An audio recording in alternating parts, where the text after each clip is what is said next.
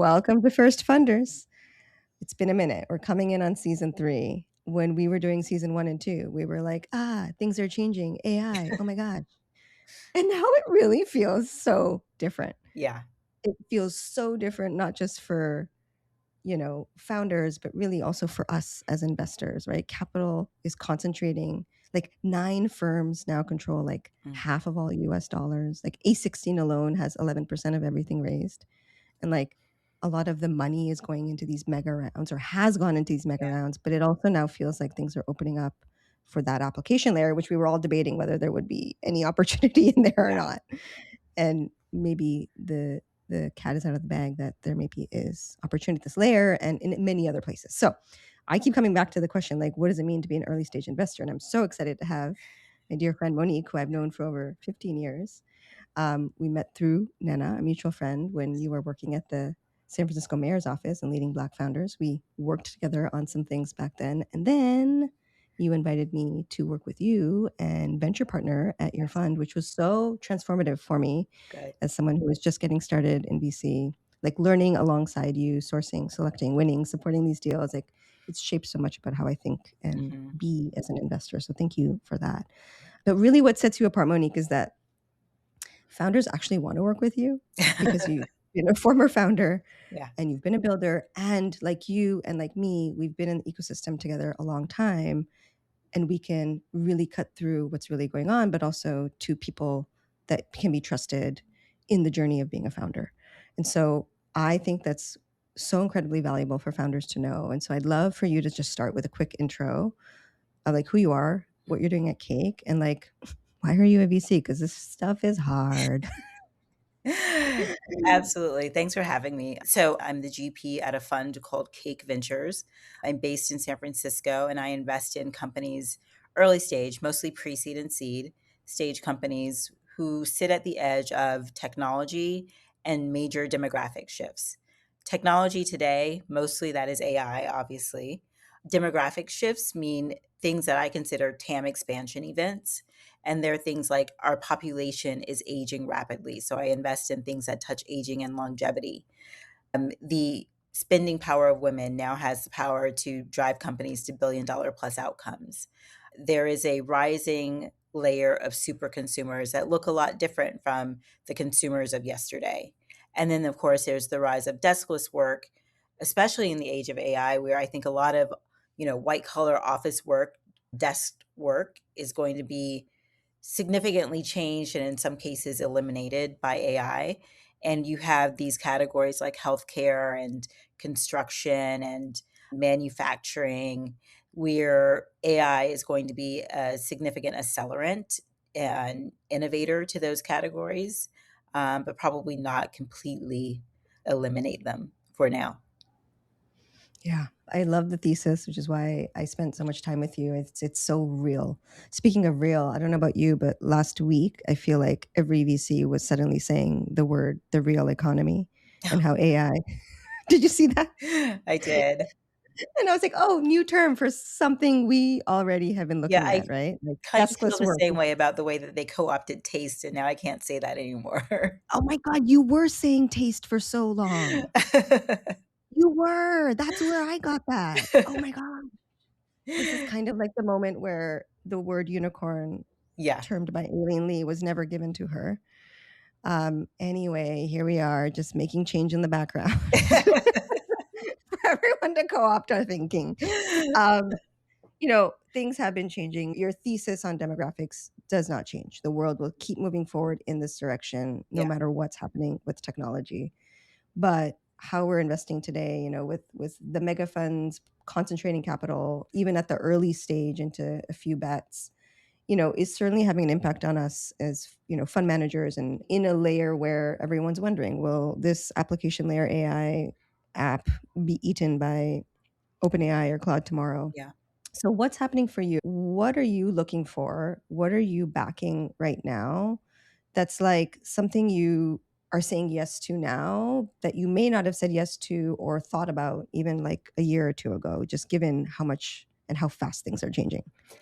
Yeah, so I think AI is definitely changing every industry and every category. I've always been interested in application layer AI more so than, infrastructure level AI. That's just the application layer for me is where you are most able to see the impact of these demographic changes and the impact of a TAM like really expanding, right? And so AI applied to categories in healthcare, especially in healthcare delivery or telehealth, is really interesting for me right now. I think I would say a year ago, if you had told me that you're building something with AI, but that there is a human in the loop, I would have been way less interested. But now I'm actually seeing human in the loop or a practitioner in the loop as potentially a way of being a lot more competitive and using that that labor force as a little bit of a wedge. So you're not hiring a bunch of labor, but you are consolidating labor to a smaller number of people, giving them the AI tools to be successful, and also, especially in the area of healthcare, work at the top of their license, right? And so I think that's actually a really interesting way to make a company defensible today. And I say today with the caveat that we don't know what's going to happen. And like, we don't know what's going to happen. Anthropic's going to release like 4 new things before we get off of this, off of this call. So, you know, um, I might change my mind based on that. But, you know, in all seriousness, today I do think that human in the loop, especially in delivery of healthcare, sometimes can be a really big differentiator factor and create a defensible moat for some companies. Also, I am very interested in the application of robotics to categories. I think consumer oriented robotics, we're still trying to find the use case, right? The silver bullet use case. I've seen, companies using them in senior living homes. I've seen kitchen robots. There's a lot of consumer robotics, but I also think that, in these deskless work scenarios, it's really interesting to see the way that robotics is going to be playing a role from healthcare to construction and infrastructure to manufacturing and warehouses. So I think there's a lot of interesting stuff happening there. Yeah, that's exciting. I love that you've been so specific about the different areas. Like, hat tip to the founders that are listening on like where Monique is actually investing. Because when we think also at Unshackled in similar places, let's use the word we just heard, the real economy, right? So the deskless work really, it feels as though AI is able to have an incredible impact on those work flows and the experience in a way that, it feels a slightly defensible to a pure SaaS play. Mhm. Like what are you, is that how you're looking at it? Of course, by the wave of demographics, of course, there's, tailwinds, but what else are you looking at when you're looking at these companies and wondering whether some big player will eat their lunch? Yeah, I mean, I have seen a lot of companies where, you know, they are building something in AI, they are a great team, but the defensibility is not there. Yeah. And, I asked a founding team, I was like very candidly, I was like, I think Anthropic is going to just build this, right? Yeah. And lo and behold, like 4 weeks later, they did Good for release you. something Yeah. that was Mhm. very, very similar. Um, and so I think you have to sort of like look ahead to where you think other competitors are going to go. And we've been in this industry a really long time. And remember that before people would be like, oh, well, what if Google builds that? And that became Yeah. sort of the joke, right? Yeah. Um, Totally. the joke because occasionally Google would build it or acquire it, but then think about how many products Google also shut down, right? Yeah. And so it almost became a thing that did not matter. However, Yeah. today in today's AI platform shift, I actually think it matters a lot because Anthropic and OpenAI are giving people the tools to build these things themselves. Yeah. And so if people can easily spin up a CRM or a piece of software or whatever, why do they need your product Yeah. if this is something that they can so easily build in Anthropic? Yeah. And so I think really thinking about business model, data, and distribution are how you get to something that could create a standalone business that is not Mhm. going to get so easily preempted, disrupted by the larger foundation models. On the business model side, I think if you're trying to do traditional SaaS per seat charging, I think that's Exactly. probably the wrong direction these days. I think you also have to have very clear data, um, proprietary data, or ways of getting data that other people don't have, and Yeah. and really think about how you might want to use that data to continuously improve the product. And does a user's experience with that product get exponentially better every single time the more data that you are able to use and feed the product? Yeah. um, and then distribution matters today more than it ever has before, and it mattered a Mhm. lot before. So not only can you build this thing, like building the thing is now easy, but do you have a ownable distribution channel that you can leverage in order to get it into the hands of your people? And Yeah. so, do you have a community? Do you have an email list? Are you an influencer? Like, what is the distribution channel that is going to work for you that no one else can replicate easily? Everything is replicable, but what can't they replicate very easily? Or what do you have, like, even a first mover advantage in, right? Mhm. To sort of get there first. Yeah, someone could replicate it, but is it, many, many years of access that, Yeah, back to, basic things like advantages through trust, exactly. or Trust is a huge expertise. one. I mean, Yeah. the healthcare company that I told you about earlier, like, if you think about expertise being the person who, Yeah. like, literally wrote the book, the protocol, the thing on this specific, area, and does it require a lot of trust? It Yeah. does, right? And Yeah. so, like, those have now Yeah. become, things that point to defensibility, where Yeah. before, I think they were, we would have put those things in the soft skills bucket, and now Yeah. they have become hard skills. And if you're comfortable sharing, just for the listeners, like, the company that you're talking about, so they have the full picture of why trust matters here. Yes, And I if not, invested that's in fine. a company called Outro that does deprescribing, starting with, antidepressants, and so there has been no protocol. One of the founders is a doctor who created the protocol to deprescribe someone off of an antidepressant, and so that is a very, defensible skill set, a Yeah. very Yeah.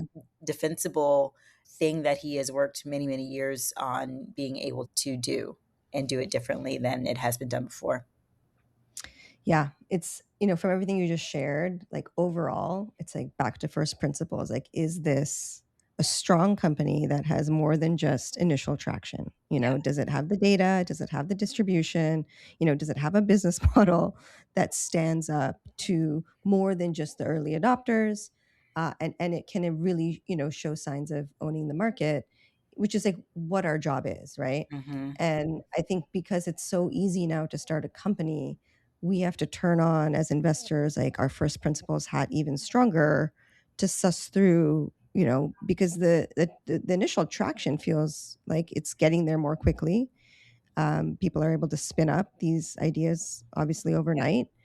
And so I'm curious, like, is that how you're seeing it? You know, before, the major question was, "Can you build this? Can you Yeah. build something? Are you good at building?" And now, I think more than building, it's about selling, and, Yeah. you know, if anyone can build anything, what then becomes your moat, your defensible thing that only you can do. Yeah. No, it's agreed 100%. I mean, we've been saying things like there is no day zero anymore. Yeah. Like, isn't that wild to think about it? Like, there's no like, we were like, day zero investors were like, "Uh-oh." There's no day zero. Everyone's a day zero investor now, I think. Right? Like, in so many ways, and so I think that that's, like so that's what feels like it's shifting for me is, like, on a, competitive standpoint, like, now for us, getting, like, in front of these founders, it is gonna be all of us sort of investing at the same stage. So let's talk Mhm. about stage. Um, fun fact, right? Like, this could be just, like, a, exception, but we have seen some seed and Series A rounds that are gargantuan. Yeah.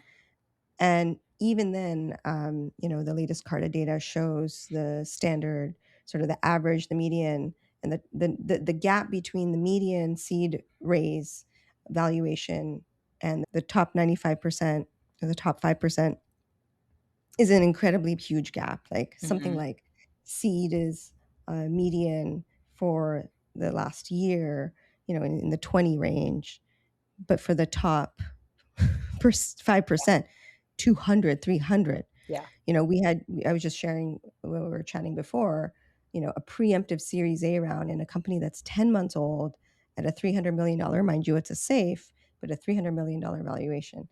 And, where these bigger funds are saying, we want to take these big bets and we're going to give you the money that you need to live up to this valuation or at least Mhm. try. But what stage is that? Right? Like, this company is like doing pilots Yeah. inside, certain types of Fortune 500 companies, and an absolutely preemptive Series A, like, Mhm. does not have the revenue that we were all, by the way, talking about last year of having, right? So what are you seeing as the stage gates at these, maybe for what you invest in, because you're investing in a subset of venture that's specific to your thesis, like, with the AI native founders showing up at your doorstep, like, what are the valuations, what are the check sizes that you think make sense that you're moving towards? Um, ugh, yeah. So I have to kind of back into that question a little bit. So, like, I think about, like, what are the outcomes that we're underwriting to, right? And if the outcomes are bigger, Right. is it okay that the valuations at seed and occasionally pre-seed, but mostly at seed, Correct. are significantly larger than they have been over the last few years? Yeah. Um, I think if we have multiple multi-billion dollar companies, then yes, it makes sense. I still tend to be a little bit price sensitive. So in Yeah. cases where I think a company where their valuation is going to sharply rocket up, I will often go a little bit earlier than I have gone in the past, right? Yeah. And I think that is just being that's just like looking at the market and reading the tea leaves and going, okay, my checks are not as big as Andreessen's or a lot of these like larger multi-stage firms who can afford to write significantly bigger checks at larger valuations at seed. So if I Right. want some of this company and I believe in them, then like I should be investing in them early, right? Right. That said, like, a lot of the data is skewed by outliers, and Right. the outliers give a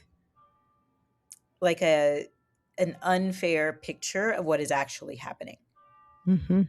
And so I think that I'm still seeing seed companies that are raising in the 20s where the valuations are not insurmountable or at 15. Yeah. And these are Yeah. still great companies.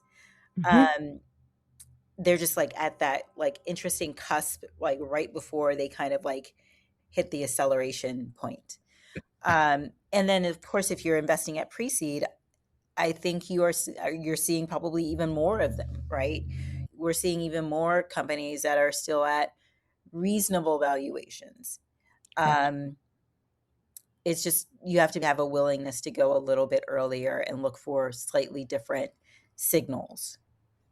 Yeah, exactly. I mean, our whole practice is certainly coming in sub 10, Hmm. right? And what we realize, given there's no day zero, like, what we really are investing in is human potential, Mhm. right? And taking the bet so early, to your point, that, you know, even earlier than earlier is sort of like, have you even, do you even, have your domain name yet? Probably Yeah. not, right? So we're really betting on this potential. I tend to like And I post domain name companies. Yeah, okay, okay, okay, so that's That's where we that's can gonna hang be the hang out. new the new Exactly. descriptor. It's not pre-seed, it's not seed, it's post domain name. Oh my god, which, by the way, happens in 10 seconds with Lovable, right? Yeah, yeah, Um, yeah. which is wild. I by the way, side note, I vibe coded our entire fund website in an Amazing. afternoon, and I was like, "This is so fun." Like, to have Yeah. the agency to do this. I probably was a designer in another life, but I mean, I I do digress. think building is fun now, right? So Building, fun. you know, Anthropic and OpenAI have given and Lovable and Replit have given us the tools to make building things fun Yeah, again, and I think that cannot be dismissed. Even if a lot of these things are not viable companies, they can be viable, interesting products, and I think yeah, for a long time, like, I was online when it was just fun to build things, right? Because yeah. the internet was new and nascent and, "What are you building?" "Oh, it's an everything nothing site," right? Or, like, it's whatever. Um, or I'm building an app for the App Store, and the App Store is new. And now we're back in that zone, and I think that Mhm. is, like, the most exciting place to be because people just get to experiment and build, and it doesn't have to be a billion-dollar company today. Sometimes it is. I mean, for my sake and our sake, I hope a lot of Yeah, these companies are billion-dollar plus companies, multi-billion-dollar companies, but I love that people, everyone is just building. totally. A couple of things that stood out from what you've been saying. Like, one, just going back to the earlier part of the convo of like, sometimes a company deserves that valuation, or sometimes they're still good companies. It's this art of, reading the tea leaves that you said. I mean, being tuned in is like so important for us as investors. And so for the founders listening, like, know that we may say something today Yeah. that shifts because we have to really adjust to the market. And even like this building phase that we're all like kind of find ourselves in is, I don't, to your point, like, what is going to transpire in the next year even Mhm. feels like so unknown. And so, like, just acknowledging that we're all kind of like in real time navigating the world that we're Yeah. in. I know you have to go. So, like, two tangible questions for founders, just piggybacking off what is the stage and what you just shared on that is, so what are the revenue expectations when you're investing at seed? Or to your point, going a little bit earlier, in some cases, we've talked about this sort of, the last year the convo was, is this just going to be a churn journey with these Yeah. AI products and what's going to happen? And now it's sort of a similar sort of sentiment around, is this just AI pilot money? And is, again, same thing, are people going to re up? So the numbers look high sometimes in the beginning, but the question of ongoing revenue always remains. But, where are you at in this? Like, again, we probably felt differently last year when we were Yeah. investing, but how do you feel today about revenue? I tend to dig in more on the quality of the revenue Yeah. and what the revenue is signaling. So, I think digging in on, I think at YC, they now have this term of contracted ARR, right? Because Right. there's been so much ARR funny business. Yeah. Yeah. Yeah. And, Yeah. Yeah. even in the last 9 months, I would have to say, okay, you're saying your ARR is, let's say it's 5 million, um, but you launched 9 months ago. So, what part of that ARR is realized? Yeah. Because Right. annual is part of the word Oh, it's so the term funny. Yeah. ARR, right?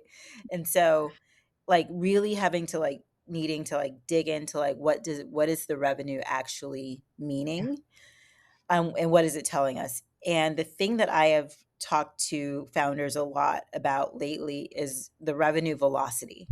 Like, how quickly Mhm. are you getting to the revenue matters so much now.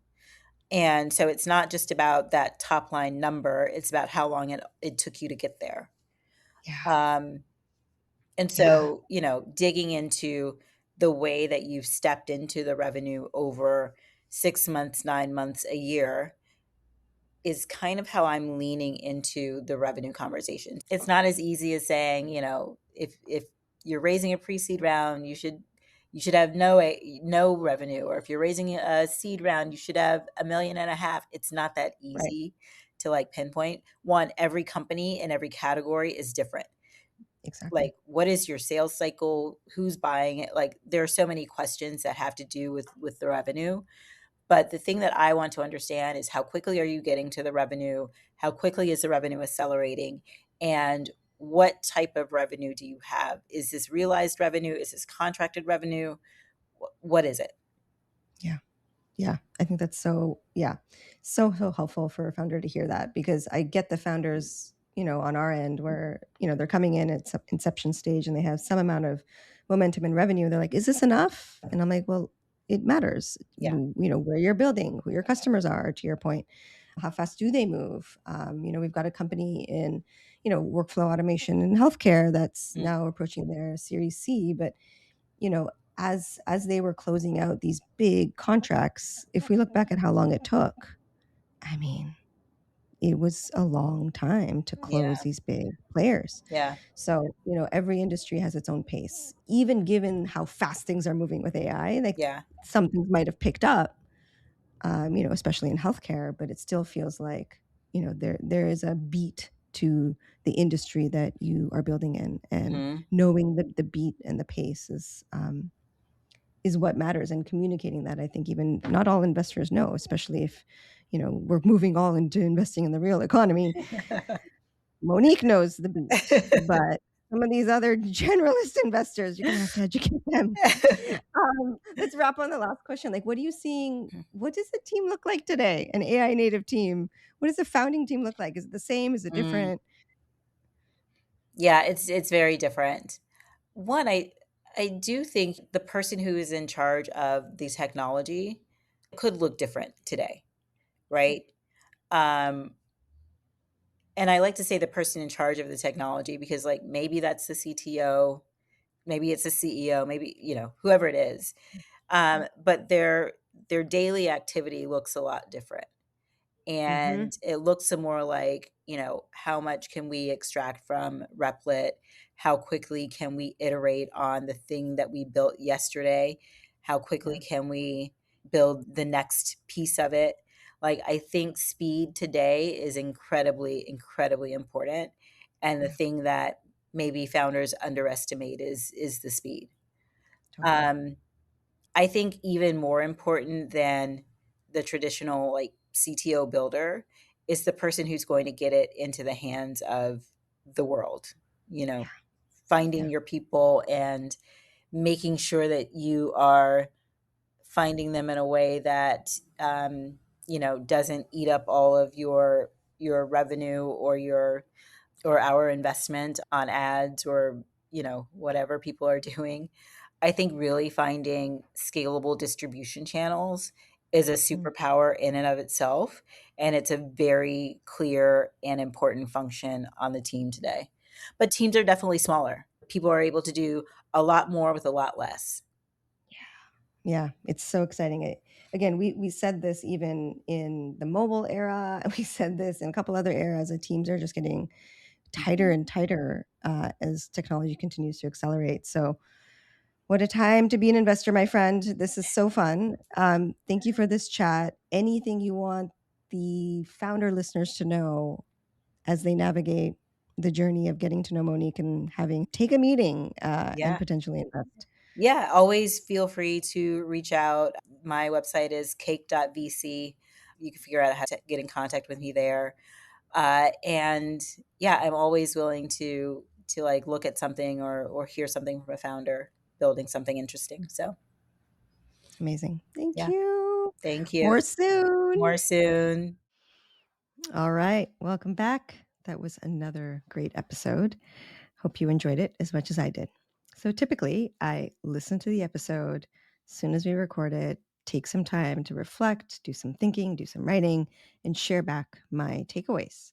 Many of you have said how much you enjoy the takeaways, which I appreciate because this is why I'm doing this. I'm doing this to take the time to think and reflect and have my own thoughts about what other people are saying. So it's the real reason for doing all this is to have some takeaways. However, I'm going to change the format of how I share my takeaways. And there's two reasons for that. One is I want to hear from you. I love recording my thoughts, but it's also great to hear what you all think, the listeners. So, whether you're an angel investor, a venture capitalist, or a founder, I want to hear your thoughts too. If you agree or disagree, or have new thoughts, or have questions, I'd love to hear what those questions might be. So that's one reason is I want to be in conversation. I want to be in community with all of you listeners. The second reason is things are changing in a good way for me, which is going to make it harder for me to take the time out to come back on to record.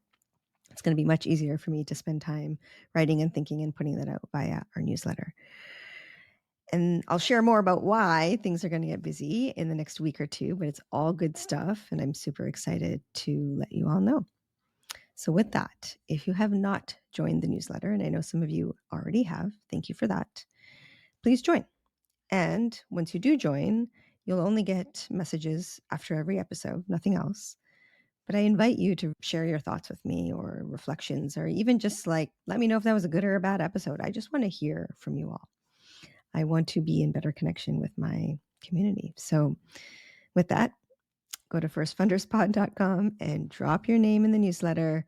I might have to manually add you because I know some of you listeners out there already, but please do that. And would love to hear what you think. Thank you again. Thank you for listening. Thank you for being a part of this community. And we'll see ya next time. Ciao.